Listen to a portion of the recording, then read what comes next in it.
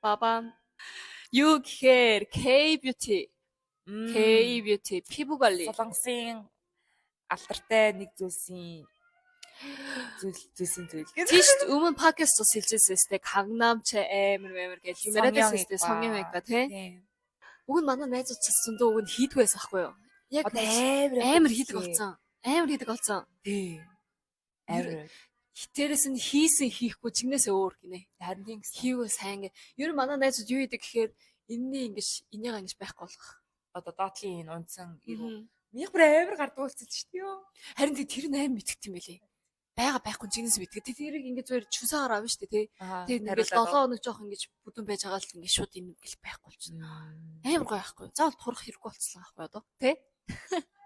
Тэгээ ульсера будона гэдэг хоёрыг амар зөнд байдаг. Моделны хүмүүс бас энийг хийгээрэй гэж болцсон лээ. Лейзер ахгүй. Тэрнийг дараа нь тэгээд K-beauty-ний product 제품.